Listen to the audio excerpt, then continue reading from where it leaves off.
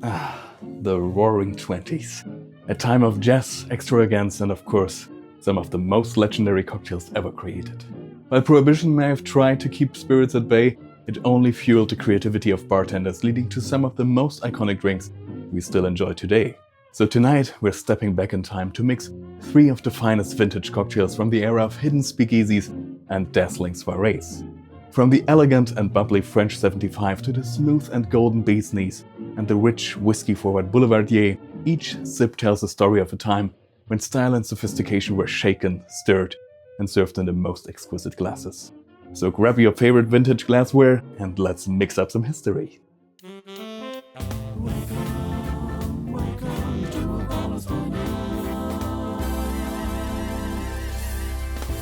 Hello my friends and fellow Apollonians, welcome back to Apollo's Diner. Now what made these cocktails so special? Well, the 1920s weren't just about glitz and glamour, this was an era of bold flavors, hidden bars and creative ways to make spirits shine. Each of these drinks tells a story of the time from high society soirees to smoky speakeasies. So let's shake things up and bring a little Roaring Twenties magic to our glasses. Let's get started! Alright, let's start things off with a drink that's just as elegant as it's powerful, the French 75. Named after the French 75mm field gun from World War I, this cocktail was said to pack such a punch it felt like being shelled by artillery. A bit dramatic? Maybe. But one or two of these and you'll see where they were coming from. Originally crafted in 1915 at Harry's New York bar in Paris, early versions of this drink looked quite different, sometimes made with Calvados or even cognac. But by 1927 it had evolved into the drink we know today: gin, lemon, sugar and champagne. It was officially documented in Here's How by Judge Jr. At first it was often served over ice in a highball glass, much like a Tom Collins, but over time it found its true home in a classy coupe glass where it really belongs. Here's what you'll need: 1.5 fluid ounces or 45 milliliters of gin, the base spirit in the classic version, but you could also use a nice cognac, then just reduce the lemon juice a little. Then we have 0.7 fluid ounces or 20 milliliters of fresh lemon juice, 2 teaspoons or 10 milliliters of simple syrup, it's just sugar and water, more on that in a second, champagne or good quality sparkling wine to top, and a lemon peel to garnish. Now a quick note on simple syrup, because this is one of those things that's often overcomplicated. It's just equal parts sugar and water warmed until dissolved. No wizardry required. You can even make a small batch and keep it in the fridge for future cocktails or, impulse decisions. Alright, let's mix. In a cocktail shaker filled with ice, combine the gin, lemon juice, and simple syrup. Shake it like you're trying to shake off Prohibition last.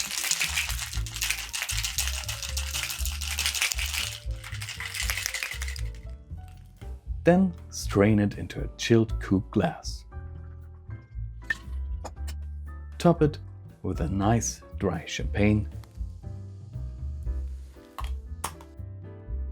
Garnish with a lemon twist, and there you have it.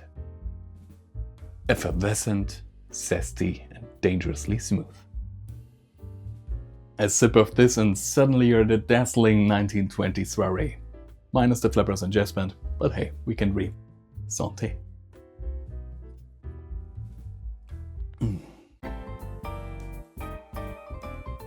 Next up we have the Bee's Knees, a cocktail that proves necessity is the mother of invention.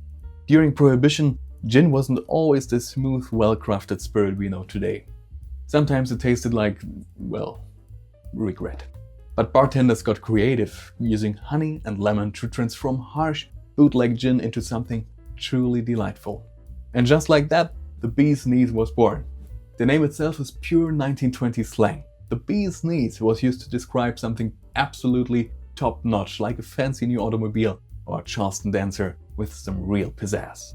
Here's what you'll need: 2 fluid ounces or 60 milliliters of gin, a floral gin works beautifully here, 0.7 fluid ounces or 20 milliliters of fresh lemon juice, 0.7 fluid ounces or 20 milliliters of honey syrup, it's just honey mixed with warm water, more on that in a second, and a lemon peel or a mint sprig for garnish.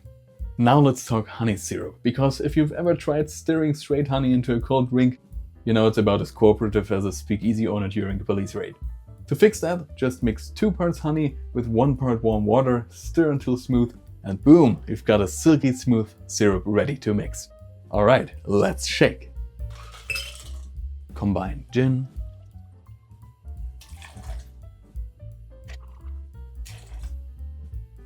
lemon juice, and honey syrup in a cocktail shaker with ice. Now let's shake it like you're making this in a hidden backroom bar. Then strain it into a chilled coupe glass. Garnish with a lemon twist or fresh sprig of mint for a little extra flair.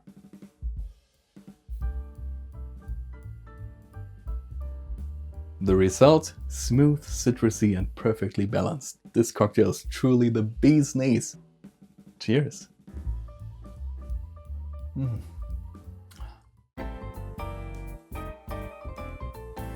And finally we have the Boulevardier, a cocktail with the sophistication of a Negroni, but with a bold whiskey-driven twist. Think of it as the Negroni's well-dressed, whiskey-loving cousin who just got back from a Parisian adventure. Because, fun fact, this drink was first mentioned in 1927, created by bartender Harry McElhone for an American expat in Paris, Erskine Gwynn. Gwynn was a writer, bon vivant, and the publisher of a literary magazine called The Boulevardier, which in French loosely translates to a stylish man about town. Fitting, right? So while the French 75 was dazzling high society parties and the bee's knees was sweetening up speakeasies, the Boulevardier was being sipped by American intellectuals in Parisian cafes, possibly while debating poetry or existentialism over a cigarette.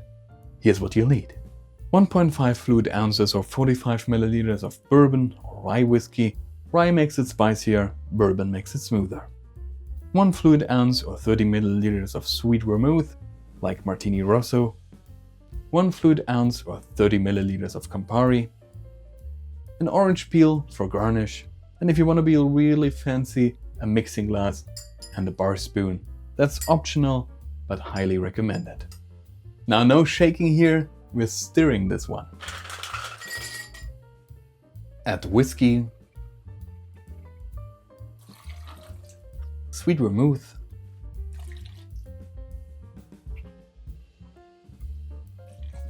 and Campari to a mixing glass with ice. Stir it like you're waiting for the bartender to finish reciting a Hemingway quote. Smooth and steady for about 20 seconds until it's perfectly chilled. Strain it into a rocks glass over a big fancy ice cube, because let's face it, this drink deserves a little drama.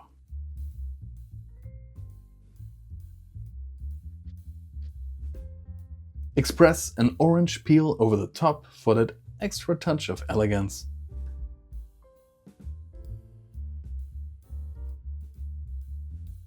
And drop it in.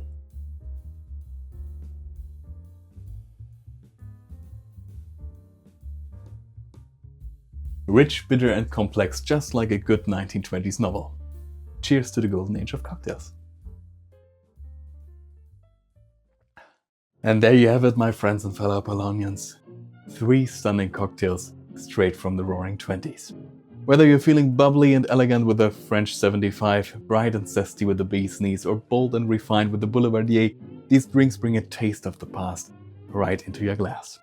So which one are you mixing up first? Let me know in the comments below. Are you team champagne, team honey, or team whiskey? And if you enjoyed this little trip back in time, please don't forget to like, subscribe, and hit the bell so you don't miss the next vintage classic coming your way. Also check out this cool video right here. As always, thank you very much for joining me here at Apollo's Diner. May your drinks be smooth, your ice cubes large, and your nights filled with good company. Have a wonderful day, and I'll see you in the next video.